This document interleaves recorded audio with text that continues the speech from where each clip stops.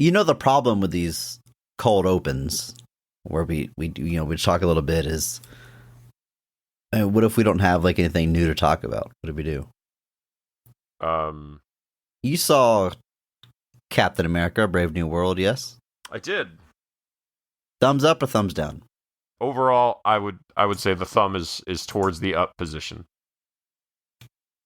Theme song. We're not talking about the best of them.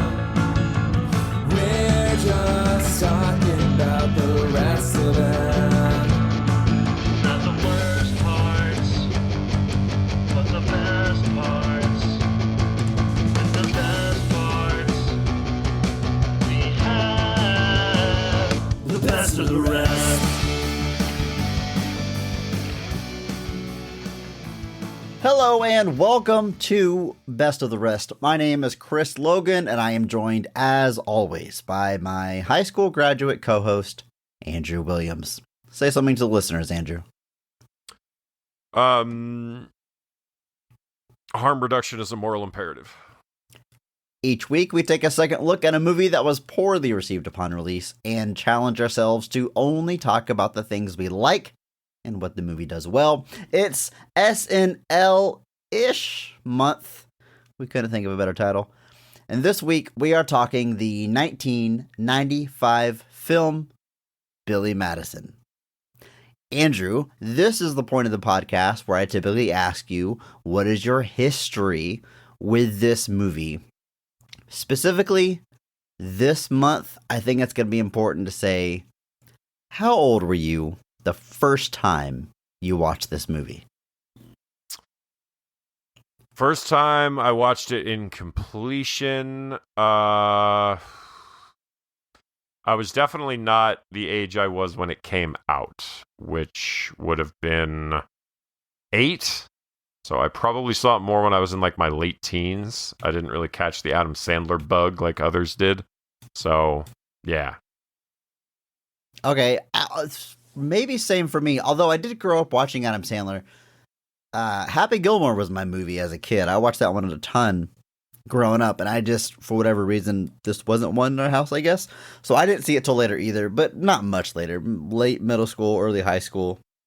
Somewhere around there, a little bit older than some of the, Waterboy or Happy Gilmore that I was watching more as a kiddo. So it's not as nostalgic for me as some of his other movies. But I still saw it young enough that I think nostalgia is playing a part into my enjoyment of the movie and the jokes that stick in my brain and what I quote on a regular basis and on and on and on. So this month we are covering movies that are SNL adjacent. That might have been a better title, SNL adjacent month. But movies starring SNL cast members or recent SNL alums. I believe, probably should look this up before I did this part, but I think this is like the year after Adam Sandler is released from SNL. I think the first thing he does after SNL. I don't think he's currently a cast member. And that's kind of the theme all month. Like, these aren't SNL produced movies. They don't have the SNL brand. They aren't based on characters from SNL, but they got made because they star someone that became famous on SNL. Does that sound about right, Andrew, for the theme here? Yeah, I would say Adam Sandler is probably, like, I think this is right around the time that he is leaving SNL. He kind of always says that him and Chris Farley got fired from the show. Yes. In 1995. So so that's probably right before or right around when this is coming out. This comes out early 95, so if he's on the show, he's almost done with the show. So this is like, we're entering into like Sandler stepping out from SNL into his own thing. The movie was released February 10th, 1995, made on a budget of $10 million at the box office. It brings in $26.4 million. Not a smash hit by any means, but with a Budget of 10 million in the 90s. I bet they're actually happy with that box office because you have the home video market coming right afterwards. You know, you always look for that triple multiplier. It doesn't quite hit that, but I think it's enough to cover its production. And then this movie obviously has a very long life. I'm sure it became profitable very quickly. Yeah, I would assume that you're looking at it definitely a bit of a set of legs on this movie, if you will, where you had that theatrical run earning back double the budget and then some, almost a time and a half. And then you've got obviously home video, you've got syndication, you've got all those things still at factor here. I would be hard pressed to believe that this movie did not make a lot of money for a lot of people when all was said and done. Critically, it wasn't very well received by critics. Probably not a surprise to anyone. It currently holds a 41% critic score on Rotten Tomatoes. Probably no surprise as well to know that the audience score is 79%. Wow. This is kind of a beloved movie. At least for a certain generation. Yeah, I think that's a nice way of putting it. This is one of those movies that's got like the wild swing. It's not a grandma's boy swing, but speaking of Adam Sandler adjacent movies. What is Grandma's Boy? I mean, I know what it is. What's the Rotten Tomatoes is 15%. Okay. But the audience score, I believe, is 85%. My God. It is routinely listed as one of the movies with the widest gap. Yeah, I think that beats Venom. I think Venom was like 30 to 80 or something like that. 30s to 80s is the first one. But it's 15% off 60 reviews. Now, to be fair, I don't know what that means. I don't think Grandma's Boy went to theaters. I don't remember it going to theaters. I feel like this movie appeared on DVD, but I'm told it had a theatrical run. It made $6 million. But it was an experiment in let's make a movie starring everybody that hangs out with Adam Sandler except Adam Sandler. And it turns out without Adam Sandler, people don't really go.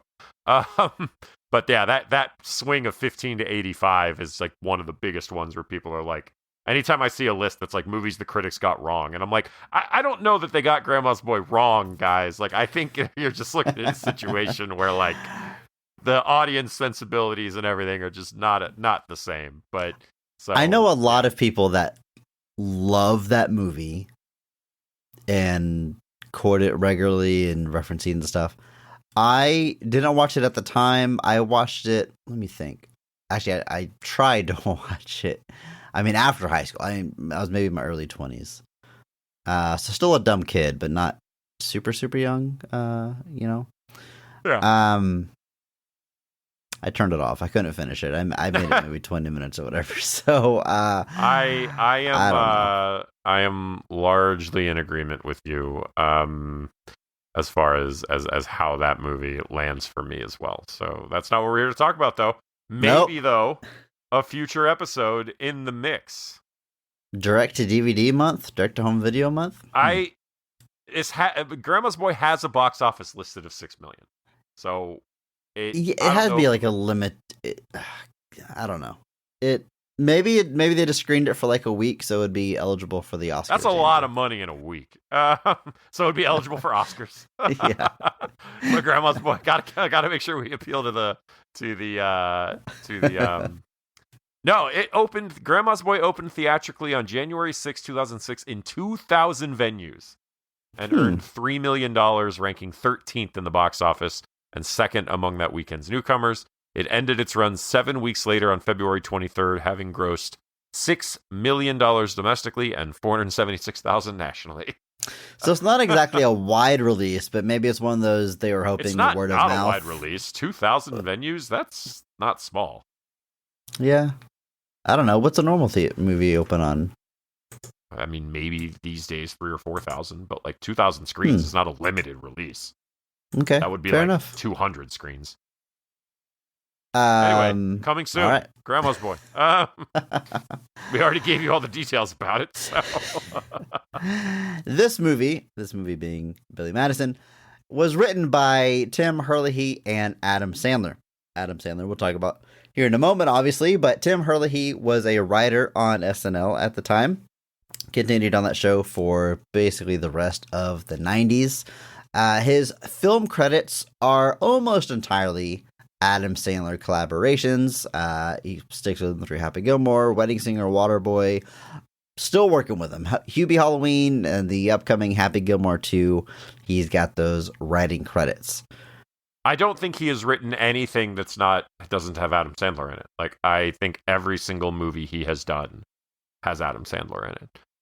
Which again, Andrew, like, it's good work if you can get it, Andrew. I can't fault it. Like, people, and I'm not saying that I'm even the biggest fan of like Adam Sandler's output or even the biggest fan of him like at his peak, but like clearly people watch him. Otherwise, he wouldn't keep getting paid to make them.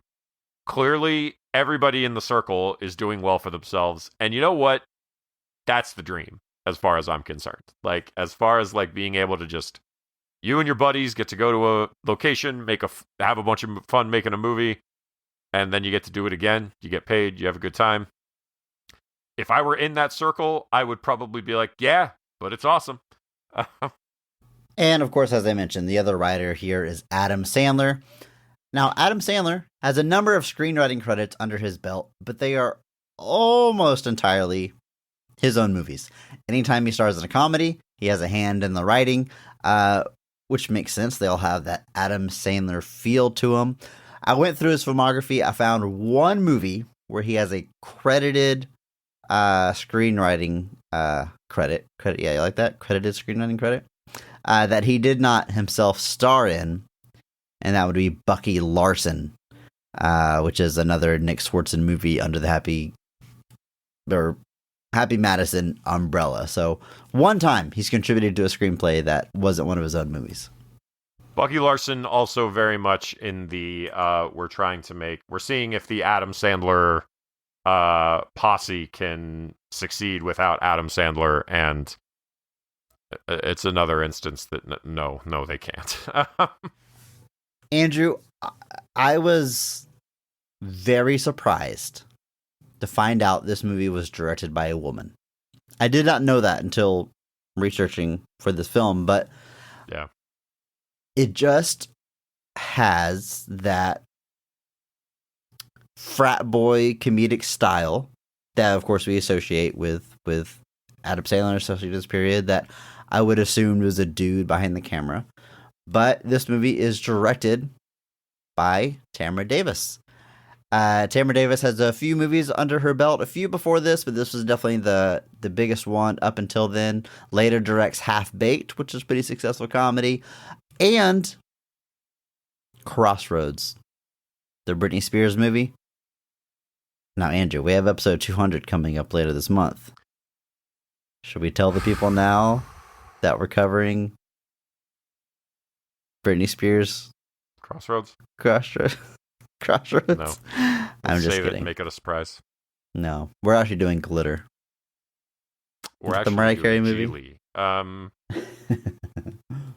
She also directed CB4, the Chris Rock like mockumentary film about like the fictional rap group CB4, which is a few years before this. So like another almost SNL adjacent film directed by her a couple years before this, when Chris Rock was really trying to bust out of SNL as well. I mean, seems like a really cool person. They were married to Mike D for a long time. They're no longer together, but Mike D of the Beastie Boys. Hopefully that was an amicable split up, and I'm not stepping into weird territory there, but get you cool credit in my book.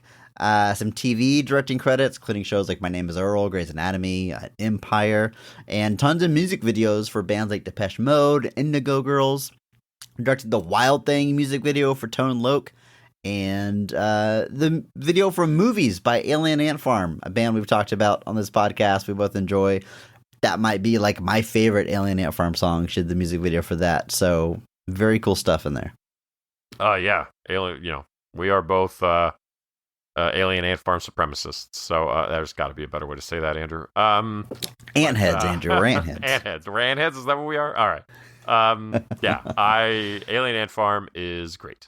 So I am very surprised, very, very pleasantly surprised to see that she directed the music video for Movies, which has tons of fun references, including Ghostbusters. So, yeah, an interesting career for an interesting director. But yeah, I definitely this definitely had like a Todd Phillips vibe, like it's a good way an to put old it, school, like an old school or like a Wedding Crashers type vibe to it. So I was definitely a little surprised as well. Well, let's jump into it, Andrew. Let's talk about this movie, all the positives, everything we liked, everything we enjoyed about Billy Madison. Are you ready? Yep.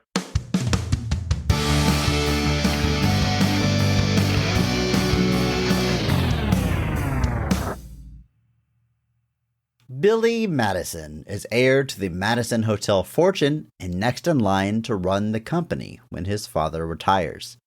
But when his dad has second thoughts on Billy's ability to handle the day-to-day of the business, he considers handing the company over to his executive, Eric, instead. To prove he is up to the task, Billy offers to retake his entire school career again, spending 2 weeks on each grade. But finishing school proves harder than Billy expected. Andrew, it's just a super convoluted setup to get Adam Sandler going through school. I mean, again, another thing I should have looked up before we started recording. How many years is this after the Rodney Dangerfield movie Back to School? Which has 95. This is probably 10 years. I think that was 85. 86. So 9 years after 9 Back to School. years. That's awesome. Yeah, I mean, it almost doesn't even matter why he's going back to school. There's the whole, he's got to take over the company, prove, as he says, prove to his dad he's not a fool. But it's all just to get him specifically in elementary school. We spend so much time in the elementary grades, and then it's a montage for middle school, a few high school jokes, and we move on to the finale. But it's all about him interacting with those little kids. That's where they get most of the school comedy from. Yep, pretty much. Well, we're going to talk about those scenes, talk about Adam Sandler back in school. But before we do that, you know what we're going to do. We're going to talk about the cast of this film, starting with the high point, best casting, best performance in the movie, because every episode we recognize one person who goes so far above and beyond the call of duty that they actually elevate the quality of the entire movie with their performance, and we recognize that person by giving them the Mark Strong Award. Andrew, kick us off. Who is getting your Mark Strong Award for Billy Madison? It is Steve Buscemi as Danny McGrath. No, but I feel pretty confident. 14 seconds of screen time. That I know where you're going with this. You Steve of course Buscemi know where I'm going with this. I'm going Bradley Whitford as Eric Gordon. Yes, yeah. I love my villains, and there's a very particular type of energy you have to bring to a movie like this, and Bradley Whitford is perfect for that. I feel like he played a character like this a lot in the 90s. He showed up kind of in a lot of comedies as kind of the jerk in a lot of cases. There was rom-coms where he was always the uptight guy versus the freeing other guy. But I think he's really good at playing characters like that. Obviously, it's a similar energy he has on The West Wing, but on The West Wing, you're kind of rooting for him. But here, I think he works as a perfect foil. He's got the right balance of conniving, but then also has that cartoon villain energy at the same time. And kind of marries those two perfectly together to create, at this point, what is the first in a long line of rational adults that will fall victim to the man-child that is Adam Sandler. Yeah, him just slowly becoming unhinged as the movie goes on is just a joy to watch. It's one of those things where it's I'm not going to go full tilt Eric's the real hero of this movie, but it is one of those things where what he is witnessing is objectively insane. The fact that this hotel magnate is yeah, I'll let my kid go back and finish grade school and redo it, and if he does that, he gets my company. And I can easily see any high-ranking person in that company be what? what are you serious? Are you kidding me? Like, which is basically what he does. So his slow descent into madness as he like watches Adam Sandler slowly work his way through grade school is very, very good. I think it's a really good performance. Works as a great foil to everybody else that's around him. There are some other performances in this movie that I did like, but this is definitely the one that stands out to me. The West Wing, ironically, is actually after this. That's in '99, I think that is. But he's definitely off to the races here, and I think he's doing a really good job. Being that, like I said, the first in a long line of what would become Adam Sandler's foils. And so if he's starting the trend, he's setting the bar pretty high. Yeah, I gotta agree with that. I love Bradley Whitford and everything I've seen him in. He's Andy Samberg's character's dad in Brooklyn Nine-Nine, show I enjoy very much, and he's still hilarious when he shows up there. He's so good at playing just the slime ball, smarmy little weasel.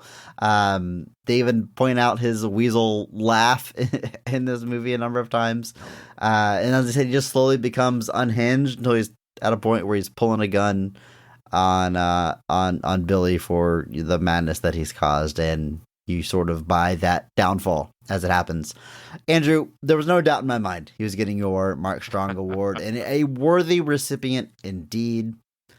I think I'm just going to do the obvious one here and give it to Adam Sandler as the titular Billy Madison.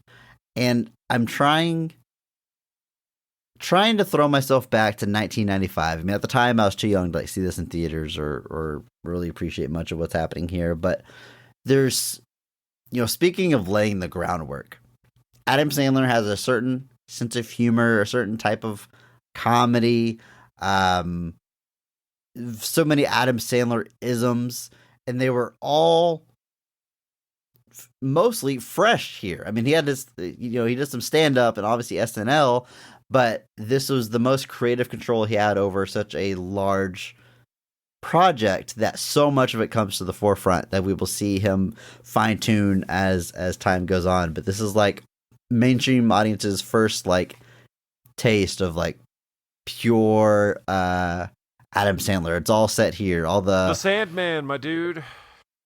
All the Sandman-isms, all the the high pitched singing voice that he does. I feel like we do these impressions on the show sometimes of just noises, like of course Tim Curry's and, and Christopher Lloyd, which of course is and Adam Sandler, he sings you'll sing a song in a high pitched voice, or he yells and I'm not gonna yell here in my house. The family's downstairs watching a movie, but those are like the three modes of Adam Sandler: the high pitched voice, the nonsense gibberish sounds, and then screaming angry guy. And like those three modes are all established here in this movie. And #PP, maybe audiences over time grow weary of these things. So that wasn't the case in 1995. I guess what I'm saying is I'm kind of fascinated by the originality to have such. I mean, this is very akin to like Jim Carrey in Ace Ventura. Like we've seen him bring that energy so many more times. We've seen other people copy that energy and that style, but Jim Carrey didn't have a Ace Ventura like movie to base that on. Just like Adam Sandler doesn't have the Adam Sandler style to base this on. This is like where it all starts. And I think it's pretty impressive to be that influential, not just in other movies, but like people I knew growing up, people I knew growing up that, half their personality or sense of humor is based entirely off of like the Adam Sandler thing. Like it's massive what he did for comedy. And so I wanted to tip my hat to him here and give him that Mark Strong Award. I can't fault you for that. I think there is the man became the success that he was for a reason. And a lot of the stuff that you're talking about, I think, is stuff that he like hammered out over time on SNL, playing various characters there.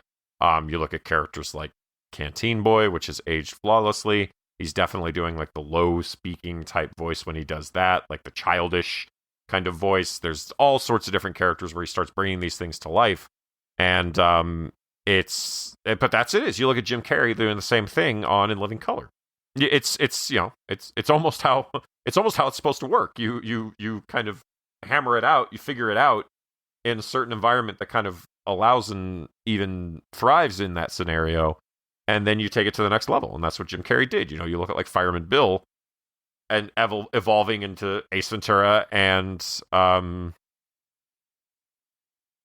Mask and the other thing that Jim Carrey did in the 90s that he was really famous for that's completely skipped my brain right Dumb now. and Dumber? There it is, yes. And that's the basis of comedy. I mean, you look at guys that, cut their teeth on Second City.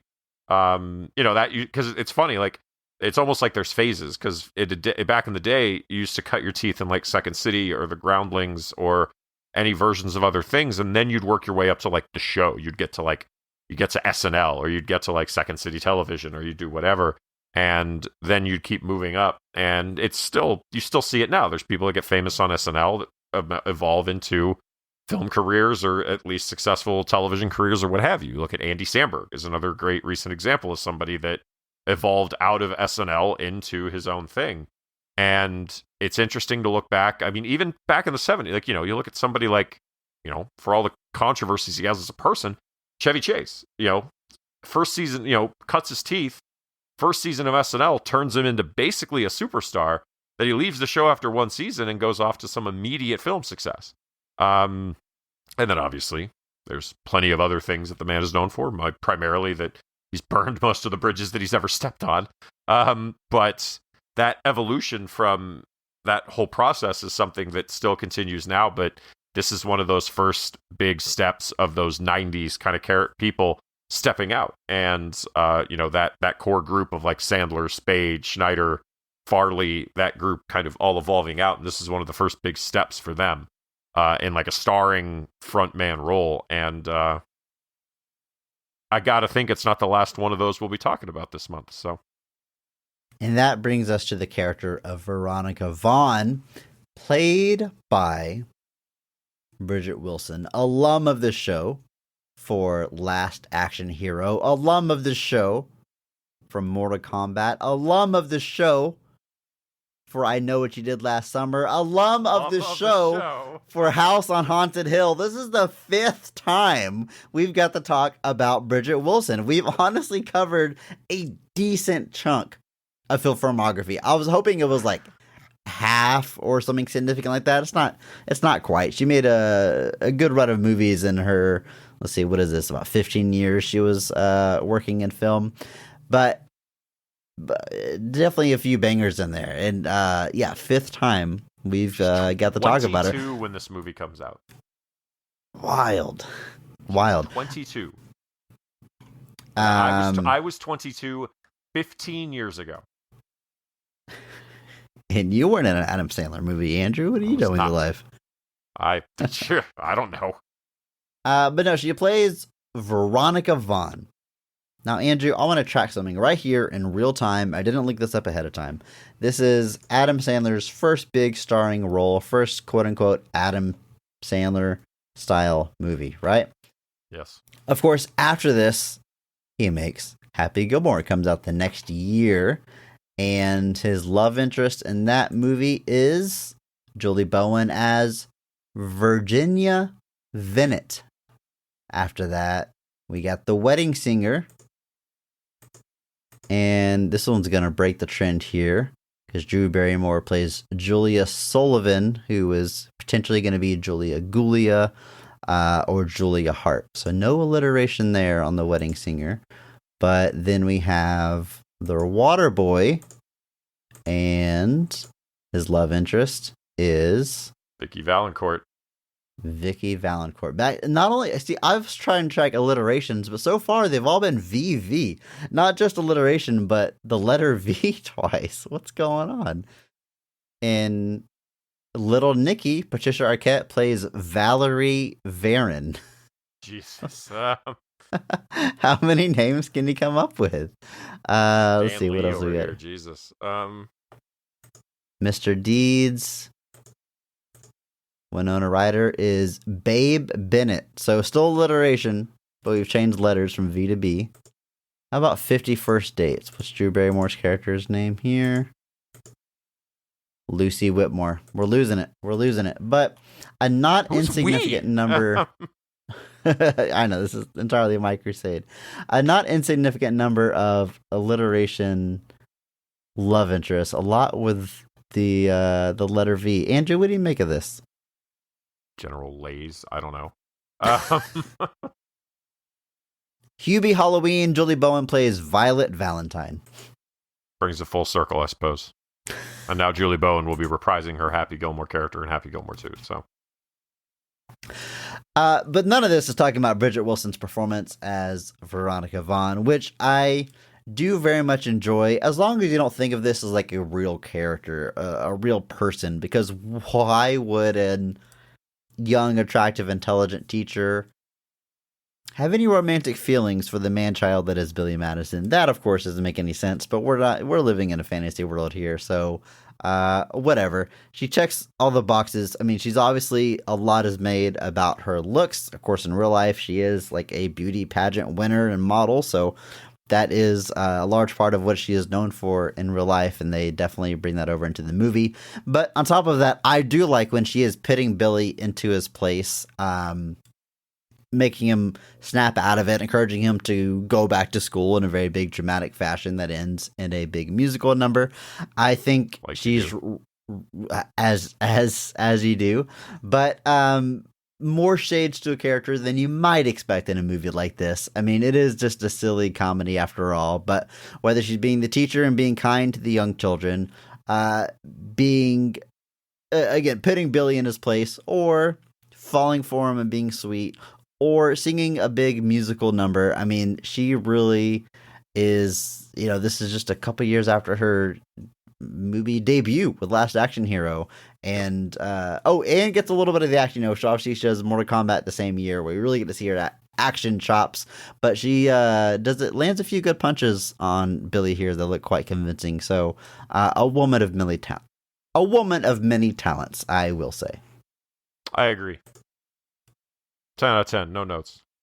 Andrew, oddly, that is like our main cast. I mean, we're going to talk about some others here just because they're people that I want to talk about, like Norm Macdonald as Frank, who's one of his buddies that is always hanging around, mooching off of his fortune, and has just a few fun one-liners that I really like. And I mean, who doesn't love Norm Macdonald being Norm?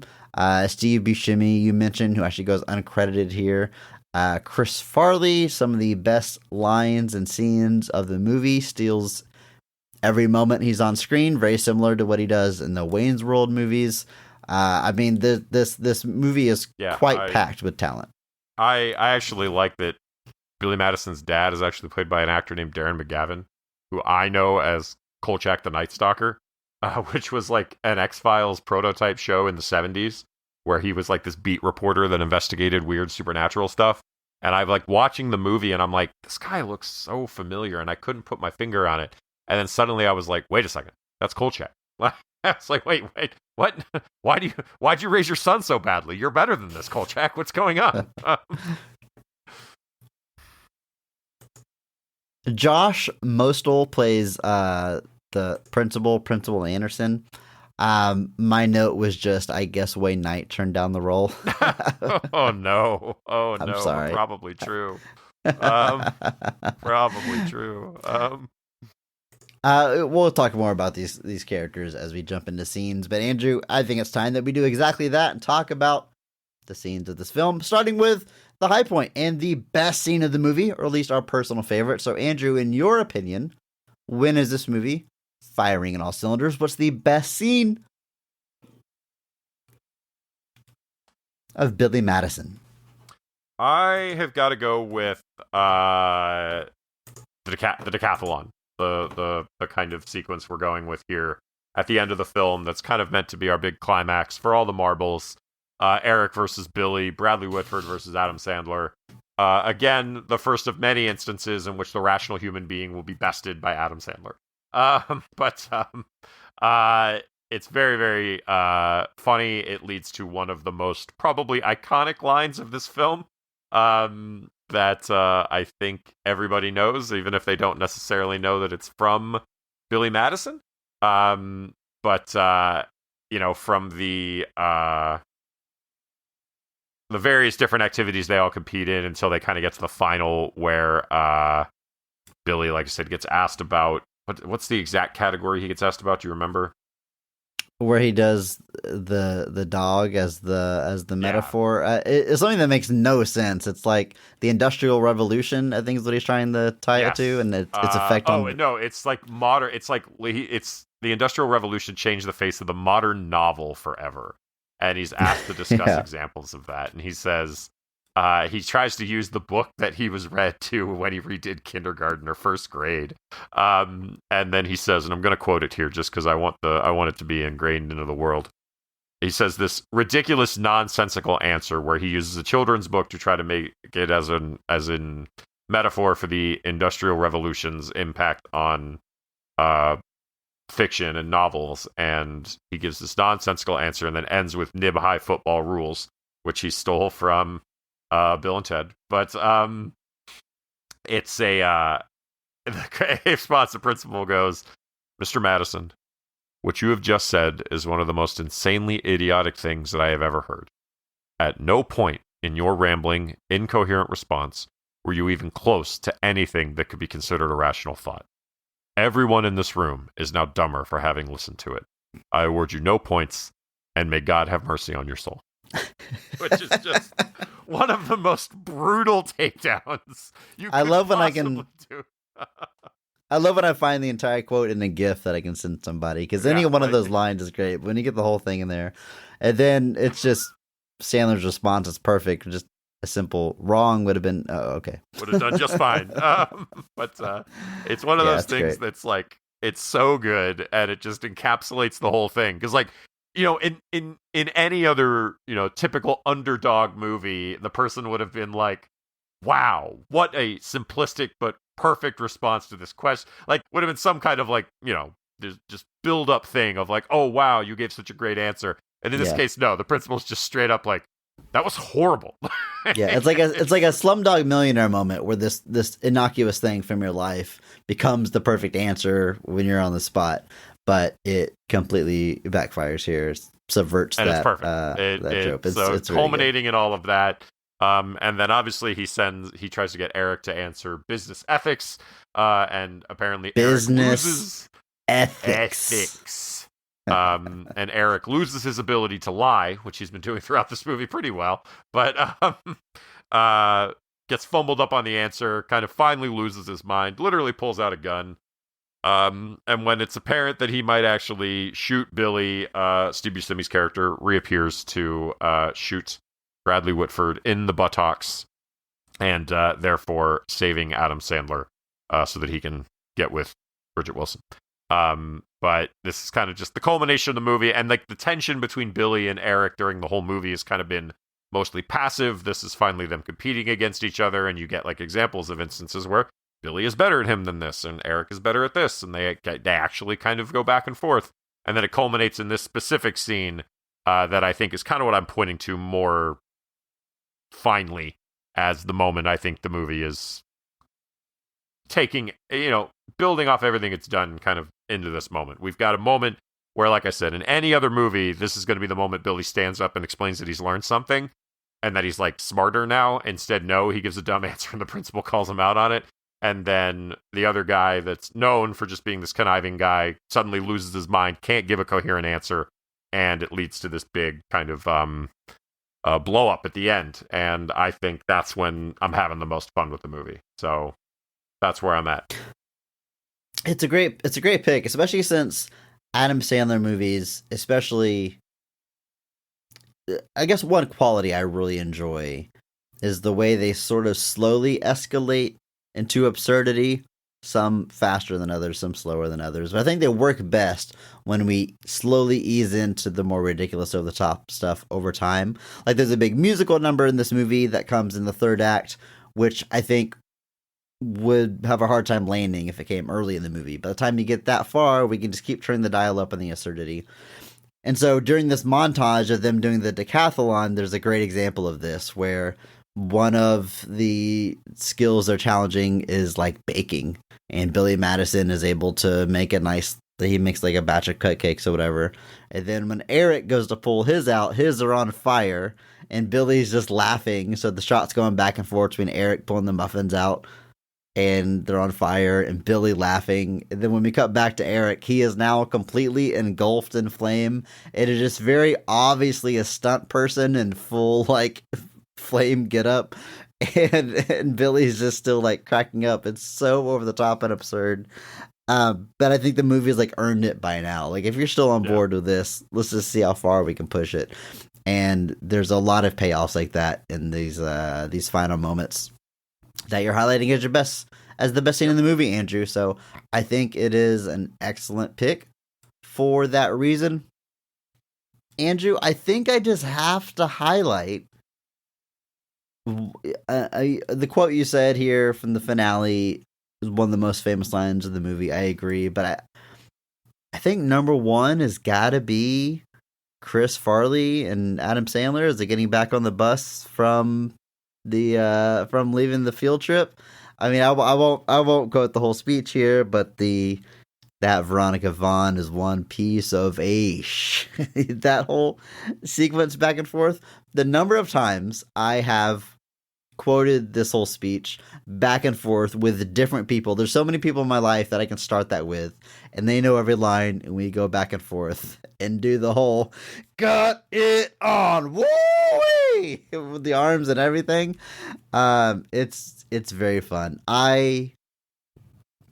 Man, do I love Chris Farley. We will have a chance to talk about him much more later in this month. But I really meant what I said earlier. Like, he really just steals every scene that he's in. His angry bus driver character is so funny. This is the one shot where he yells at the kids and the camera just stays on him for like another 10 seconds. And this isn't going to translate on a podcast, but he's just sitting there stewing, mumbling and is shaking and turning red and like weird non-audible things. Yeah.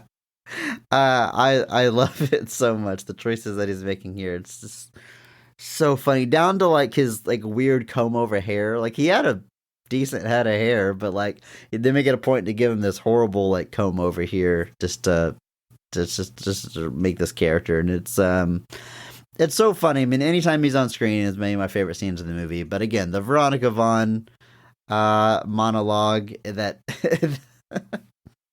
even beyond that, everybody on the bus, good, great, grand, wonderful. No, y'all look on the bus.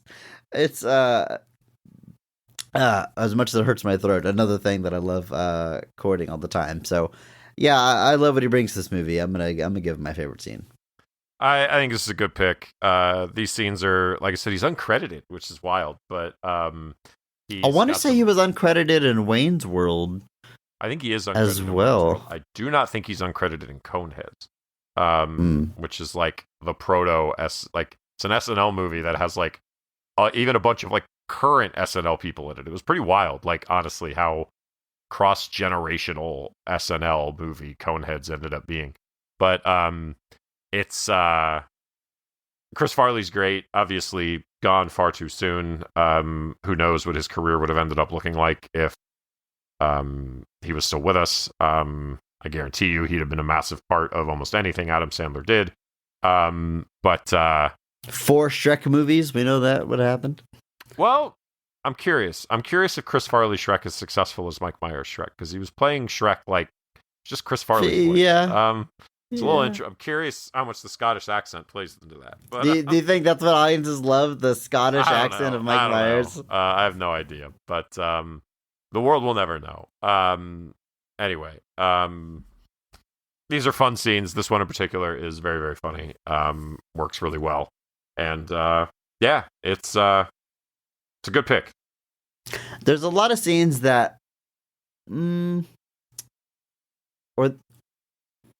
there's some jokes in here that don't know if I would go as far as say it wouldn't get them as a kid, but certainly wouldn't or didn't appreciate them watching them if I was too young. Like, as dumb and over the top and silly as some of these gags are, there's also just some really funny stuff, really well written, well crafted jokes at times. I love. I think it's Norm Macdonald that asked the friends, "Who would you rather bone, Meg Ryan or Jack Nicholson?" And Billy Jack asked, Nicholson now or Jack Nicholson in 1974? 74. Meg Ryan. The fact that he takes the genuine time to think and give his answer, and the implication that if he would have said Jack Nicholson now, then Jack Nicholson would be his answer. Andrew, it's very funny. It's very funny. I do really. There's one line of Norm Macdonald's in this movie that I remember, and I use variations of all the time. And it's when Adam. It's right at the beginning of the movie. I know exactly what you're gonna say. Where is it? Adam Sandler. What's today? Yes. And he says October. I use that all, like, even I think literally just at work the other day. It's literally, we were talking about something, and I literally was like, yeah, I forgot today was February. And it's just like that wanders its way in, where just like it permeates through. But that is one of my favorite lines of this movie and one of my favorite deliveries. One of the things that always confuses me is at the beginning of this movie, the reason he's asking this question is because he remembers that it's Nudie Magazine Day. And so he like gets on his golf cart, drives over all the flowers, just real insufferable. Like, the character is deeply unlikable in this first sequence. But he gets to the mailbox, gets the envelope, opens it up, and starts going through the magazines, and he seems disgusted at some of them. Did he not know what was coming? Okay, I see your point now. It's like he just ordered. Give me a variety of nudie magazines. You order, like, how do you? This is like mail order, right? It's 95. Right, It's like you order these online. To you. Like, you had to buy these, and maybe it was like you said, it was like a mystery, and it's like that would be weird. But because he's like, and then he finally finds one he likes, and the whole it's like, well, then why'd you get the other ones? Like, why? I never even thought about that. These are the dumb things I think about. It's funny you bring that up, Andrew. Speaking of magazines in this movie, God, they're causing a lot of problems. You know what always gets me? Eric finds dirt on the Principal Anderson, so that he can come out and say that he was bribed and Billy didn't actually pass school. And the dirt that he finds on him is that he used to be a wrestler known as the Revolting Blob. And he finds this out from a wrestling magazine. So he holds up this wrestling magazine, and it's got Principal Anderson on the cover in his mask as the Revolting Blob. But inside, where he's reading the article, he learns that the Revolting Blob sat on someone's face and killed them. Yes. This man killed somebody.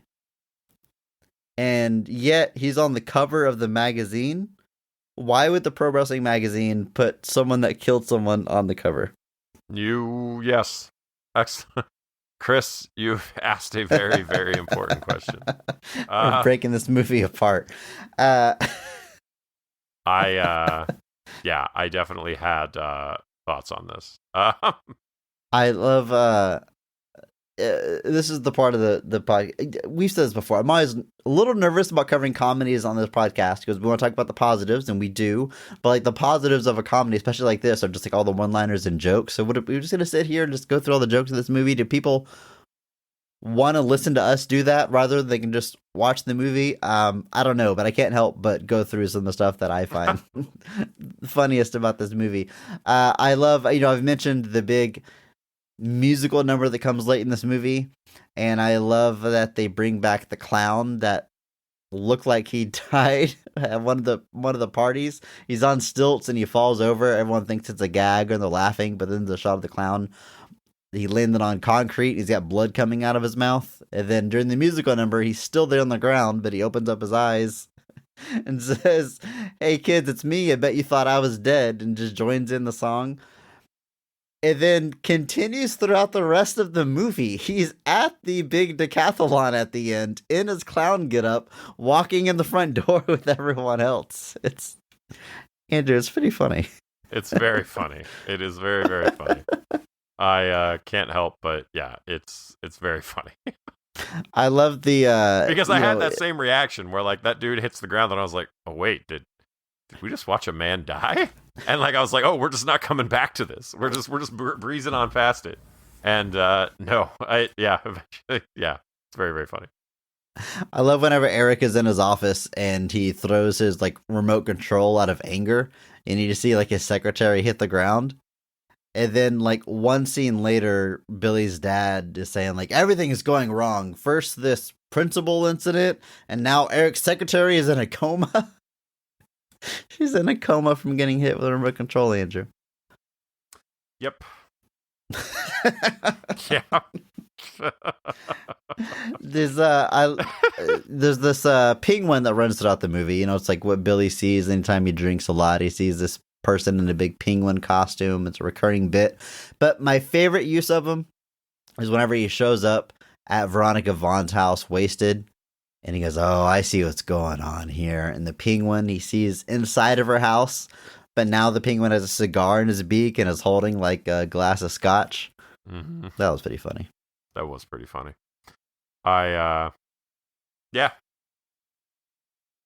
Anything else you find pretty funny in this movie, Andrew? Oh, here's a fun note. We talked about, Steve Buscemi, his scene, Billy calls him up and apologizes for bullying him in school. Yes. And he's playing it totally cool on the phone. He's like, oh, yeah, no big deal. Thanks for calling. And then he scratches Billy's name off of his people to kill list. The very first name on that list is Bob Simmons. And this movie was produced by one Richard Simmons. So I'm guessing the rest of the names on the list were other cast members or crew members. I didn't bother looking them all up, but I did notice that first one was the producer of the movie. That's pretty fun. There's a gag in one of the Blues Brothers. I think it's in the second Blues Brothers movie. The one that must not be named. But there's a whole list. There's a whole moment where the band's about to give up. They're in their car. It's run out of gas. They're in the middle of nowhere. Why Blues Brothers 2000 is in my head as strongly as it is a different question. But he goes through this list where he's like, if you give up now, you turn your backs on the foundations of everything that we stand for and all the efforts. And then he starts listing this group of names of people. And most of them are like famous blues musicians. But then he ends and he goes, and Robert K. Wise. And one of the guys leans over to the other one and he's like, who is Robert K. Wise? And they all just go, I don't know. And they all just continue. They fall for his trick and they all move on. But that was an instance, that he was a producer on the first Blues Brothers. So to give up now would be making his efforts useless. And it was like, oh, little tongue in cheek there. I get it. I get it. I appreciate it. That's fun. Famous line to this movie, Andrew. If peeing your pants is cool, call me Miles Davis. The amount of times I've been able to use that one in my life. Speaking of this peeing your pants scene, though, I love. Speaking of this peeing your pants scene, Adam Sandler's response to seeing, I forget the friend's name, but the little kid that peed his pants because he's just up against the wall. He's like, "Hey, what's going on, buddy?" He's like, "I had an accident," and he turns, and Billy goes, "You had an accident? What's that mean?" Whoa! The classic. Roll out goo specifically is just a very funny reaction, Andrew. It is very funny. I don't know how long we're gonna do this here, Andrew. Today, Junior. What are the lines? Can we just this quote here and giggle about? Like, I don't know. I think they get the idea. Yeah, I think so. Over in our Discord, Andrew, we have told the people the movies we are covering this month, and friend of the show, Bob Yule, sent a message, and he says, "My hot take: I firmly believe Adam Sandler's starring comedy movie filmography has been a slowly declining line graph, meaning Billy Madison is his best and boldest. Happy Gilmore is still great, but maybe a couple points lower. Wedding Singer is still great, but a couple points lower still. Waterboy, Big Daddy, so on. With few exceptions, I think every Adam Sandler movie has been a little worse than the previous one. Prove me wrong, Kings. Prove me wrong. And he does add, Dad? No. not quite in the vein of positivity, but how often can I drop hot takes about Billy Madison? LOL. Andrew, I think in general, saying Adam Sandler's movies have gotten worse or less funny over time in and of itself isn't the hottest take.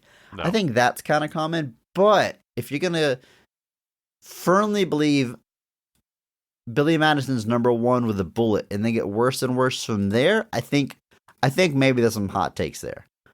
I would agree with that. I would say if you're gonna say Billy Madison is the peak of Adam Sandler and everything since has not been as good. Like I said, it's actually almost like lazy to just be like, oh, the early Adam Sandler was the good stuff. Similar to Jim Carrey. Like everybody says about you, it's like 90s Jim Carrey was great and then it just trailed off. It's like there's nothing controversial about that. There's no hot takes there. That take is about as cold as that take is so cold it could kill the dinosaurs. But it's to say Billy Madison is the peak. That's a pretty hot take, I would say with that. That's a take so hot it could also kill the dinosaurs. To me, the early stage of Adam Sandler, we're talking just Happy Madison, not stuff like Bulletproof, which he's in, but isn't quote unquote Adam Sandler. The early era is Billy Madison, Happy Gilmore, The Wedding Singer, The Waterboy, and Big Daddy. Okay. Maybe you can include Little Nicky in there, but for me, Little Nicky was the first one where I was like, I'm out. You're going down a path I can't follow. This is maybe a little. It comes out in 2000. I'm like, I don't know, 12. I guess I felt too mature for Adam Sandler by then. I don't know.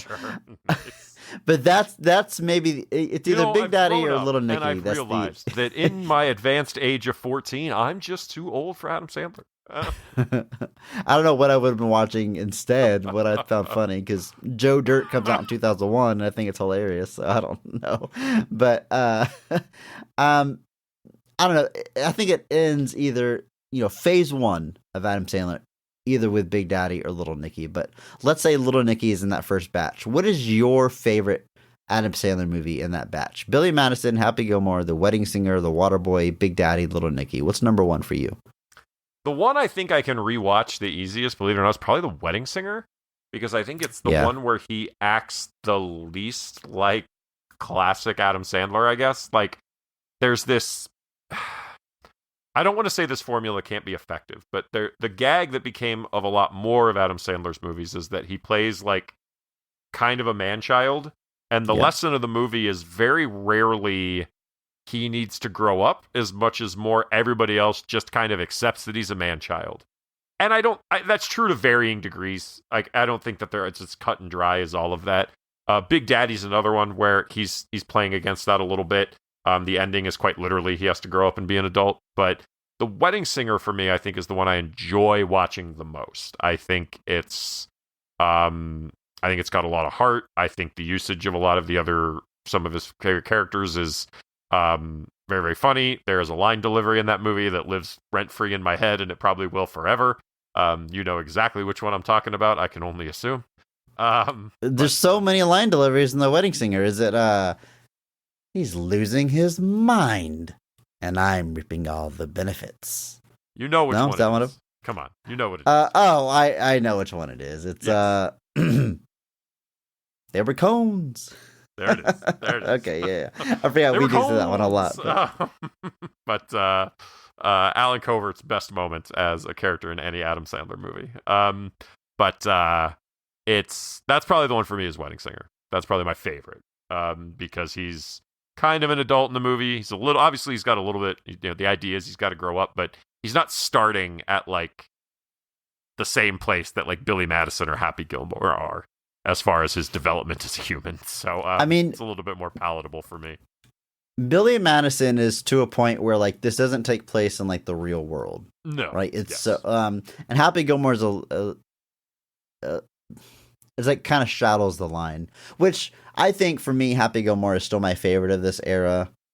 a lot of nostalgia in there, and I think it functions enough as an actual movie. It's got some insanely good supporting cast, great cameos. It's got a lot of. I really like Happy Gilmore, but I also like The Wedding Singer more than Billy Madison. Going back to Bob's point here, I think The Wedding Singer functions again as a real movie. It's got more heart than any of those other. Well, that and Big Daddy both have a lot of heart, which I think go a long way. Big Daddy, I do actually very much, I very much enjoy. Yeah, I would put. I mean, if I'm putting Phase 1 all the way through Little Nicky. Little Nicky's at the bottom of my list, hashtag PP, and then Billy Madison, and I'm putting, well, all right, here's my list. Phase 1, Adam Sandler, bottom to top. Little Nicky, The Waterboy, Billy Madison, Big Daddy, Wedding Singer, Happy Gilmore. It's respectable.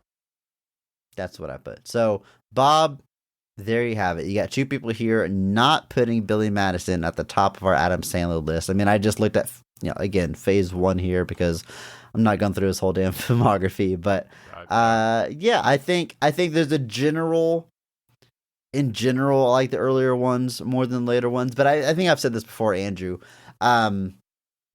Sarcastically say something like, hey, isn't it funny that the movies that Adam Sandler made when I was between the ages of 8 and 13 are funnier than the ones that he makes between the ages of 20? Like, there's a reason I find these funnier, because when they hit you in your life has a lot to do with how much you enjoy the movie. It turns out, we discussed before how media can change with you over time and how you view that media changes.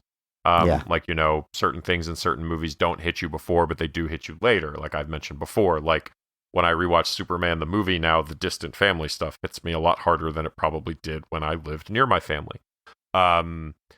It turns out that, when you're at a certain age, there are certain movies, like, I'm sure we've talked about it on the show before, but Kung Pao Enter the Fist is a great example. You watched that at a very formative time that it became this, like, latch-on thing for you guys. There's references, it's humor, you guys love it. I didn't see it, and I watched it for the first time in my 30s, and it turns out when you watch a movie like that for the first time in your 30s, it doesn't hit quite the same as it did when you were like 15. So it's definitely a case. People will point to, like, Adam Sandler got, like, really lazy in his later career, that he just started making kind of the same movies and stuff, and then he'd occasionally drop something like an Uncut Gems, which is not really an Adam Sandler movie. I don't like. What's the way I'm saying? Like, Adam Sandler is very good in Uncut Gems. Have you seen Uncut Gems? Yes. Yeah. So, like, Adam Sandler is very, very good in Uncut Gems, but I wouldn't say no other actor was capable of playing that character just as well as Adam Sandler did. I think that movie isn't necessarily like an Adam Sandler joint in the sense that something else he does is. But that being said, like, if you're watching that movie expecting, like, Adam Sandler comedy, you're not going to get it. In fact, you're going to get one of the most tense, upsetting. Yeah, I saw it in theaters. I was physically stressed out the entire time, and that I put in the positive column, like in the positive column. Like a movie's goal is to affect you emotionally, but I won't spoil the ending, but there's some things by the final act that weren't working for me. But I do want to revisit it because I did find it extremely effective. But I will say this about the ending of Uncut, because the ending of Uncut Gems is controversial, we shall say. My stance on the ending is that it's the only way that movie can end to stop it from becoming another normal Adam Sandler movie. Okay, it's because if it ends, you could probably read between the lines, folks, but if it ends any other way, where, at that point, he's just the man-child who got away with it again. So it's something where, like, I will tell you this. I've watched it in theaters. I have never revisited it. I don't know that I ever will. I do not own it. I have not bought it during any of the Criterion sales because that movie made me so physically uncomfortable. And not in, like, a content way. Like, it's not like what you're watching on screen is, like, gross or, like, upsetting. It's just super tense, super high stress. And I'm like, yeah, I don't think I could ever watch this like for fun. I don't know that I ever could. So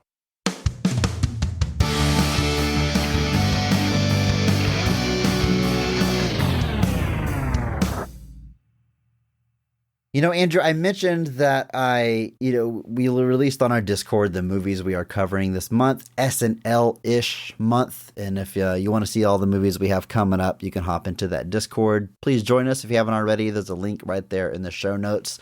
There's also a brand new channel in the Discord. Recently we've been ending our shows with a segment that I like to call Ask Andrew, where I just spring a question on you and see how you answer it, Andrew. Sometimes it's movie related, sometimes it isn't.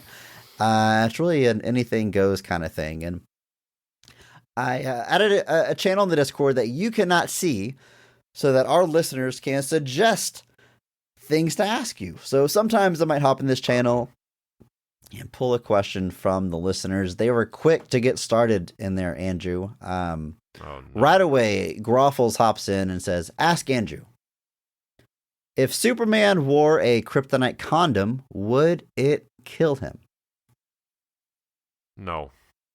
I'm not answering that question. Get your Mallrats stuff. So no is not your answer. No is you refusing. Okay, all right. Sorry. Don't bring that Mallrats nonsense to me, man. You're better than this, Groffles. Okay, all right. Another question. This one's from Roland, friend of the show, actually. Roland from our episode 1, our Star Wars episode 1 episode. Ask Andrew. How would you get a kryptonite condom on Superman without him punching you to the moon? Andrew hit his microphone. I'm not sure if the audio picked up. Jesse Anderson chimes in. We'll just do a new question, Andrew. Jesse Anderson. Is it flavored?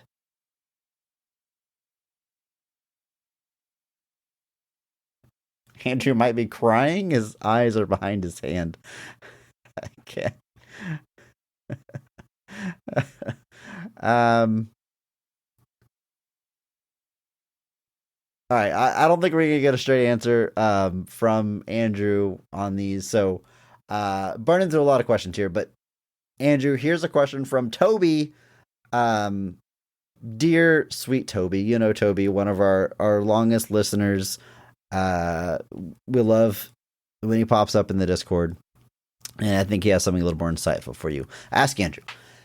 In the Simpsons episode Treehouse of Horror 6, there's the segment Nightmare on Evergreen Terrace, based on Nightmare on Elm Street. Homer mentions at the beginning about lousy Smarch weather. Is Smarch in the Simpsons universe a real month, or is it only for the alternate universe of that segment in the episode? Also, is that condom ribbed?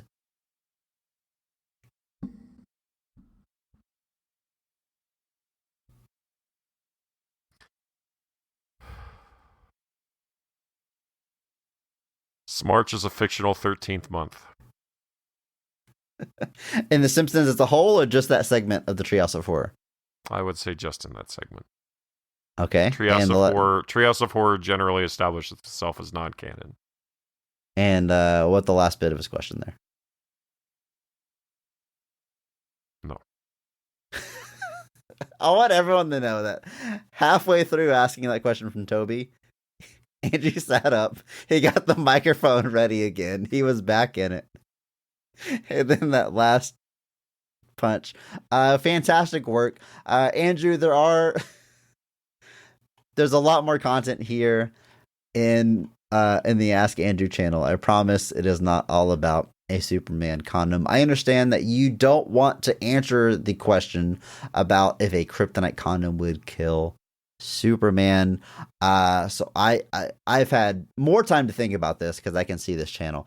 I don't think it kills him. There's been plenty of times when kryptonite comes in contact with Superman. It doesn't kill him. It never kills him. Usually just weakens him. I think it's more likely that it would act like the chemical spermicide does. Some condoms have spermicide that kills the effectiveness of the sperm, otherwise functions like a normal condom. So I think that's what a kryptonite condom would do. It would render his sperm inactive, as it were. That's my official answer. That's the official answer of our podcast, Best of the Rest. Andrew puts a stamp on it as well. He's nodding. He's giving me 2 thumbs up. He's actually, applause aren't necessary, Andrew. It's just a silly question. I love this segment. If you want to help us ask Andrew some more questions, there's a channel in the Discord. Again, he can't see it, so we can really spring these on him. They don't have to be about condoms. We can ask about other things. Anything goes. And I hope you join us in the community. Again, if you haven't already, there's a link to our Discord in the show notes. Come back next week for Andrew is still recovering. Come back next week as SNL-ish month continues. We'll be talking about Tommy Boy, a movie I'm very excited to dive into. And until then, just remember that maybe not every movie is great, but all movies have greatness. Thank you to Mark Benavides for singing our theme song. Check him out on Instagram at NotThatMarkAnthony, and thanks to Mitch for the music. You can check him out on Twitter at I'm a Biggie Boy. Check our show notes for the SoundCloud link, and check out our store on TeePublic for some Best of the Rest merch. If you enjoyed this episode, please share it with a friend, because that is the only way that we grow, and follow us on social media at BOTRcast. Thank you.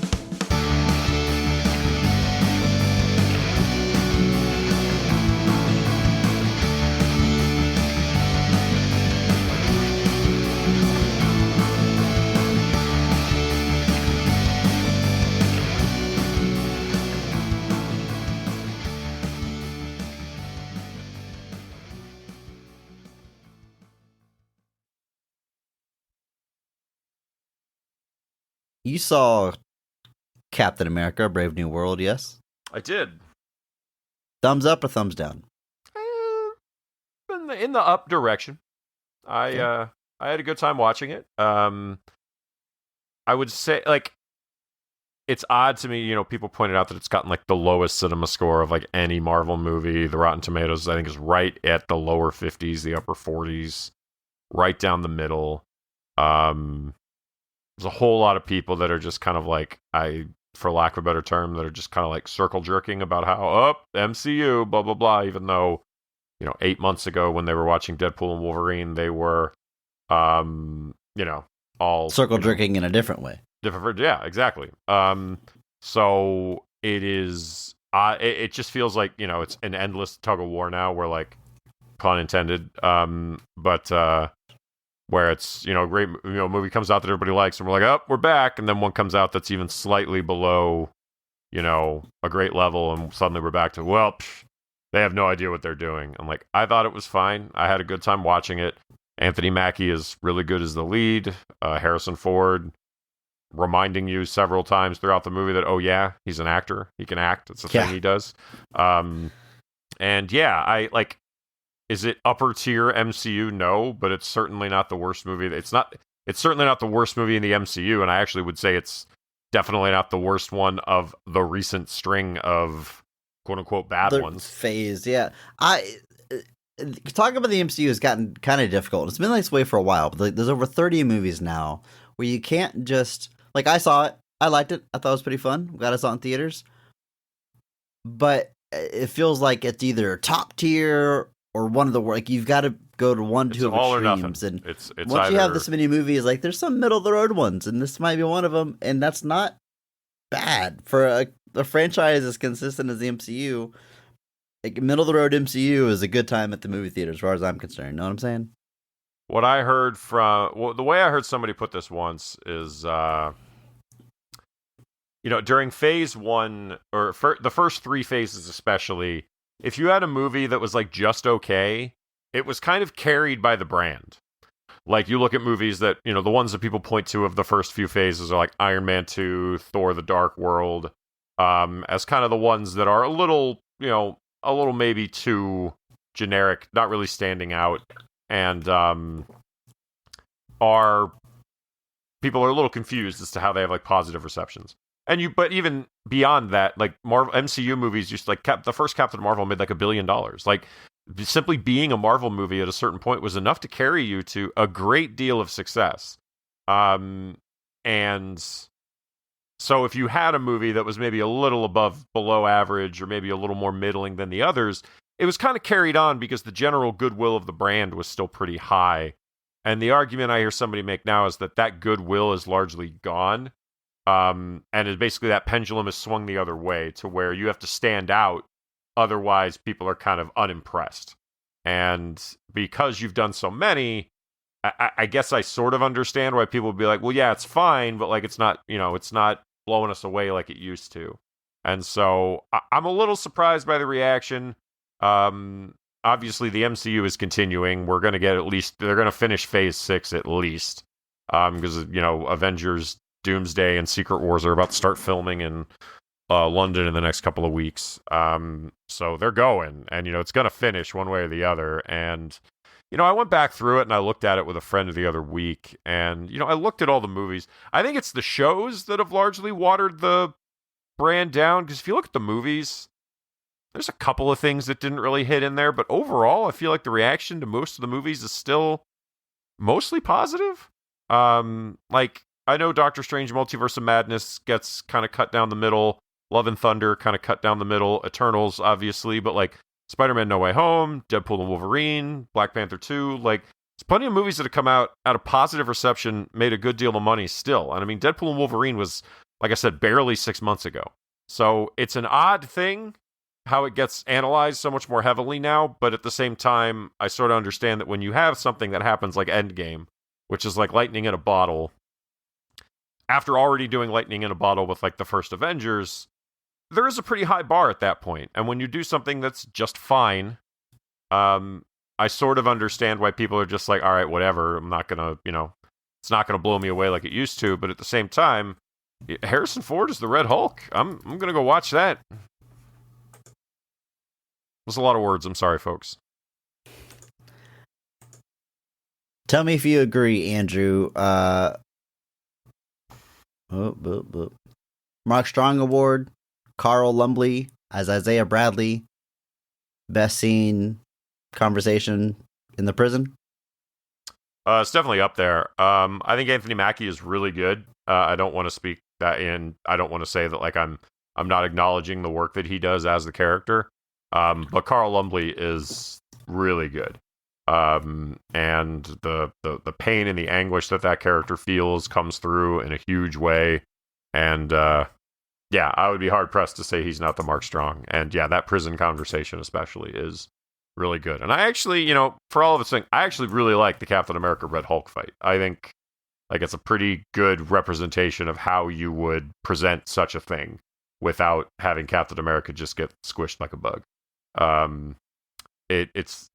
do acknowledge the irony that the end of the fight is much like the end of Captain America or Falcon and the Winter Soldier, where he basically is like, be better. Like he speaks the problem out of existence, or speaks it into like submission. But, I liked it. I was kind of surprised to see people that were just kind of like, bagging on it and jumping on it and kind of cheering for its demise or whatever. And I'll never understand people like cheering for the demise of a film. Like, I never understand that. Like, yeah, it's whatever. But overall, I would say the thumb is towards the up position.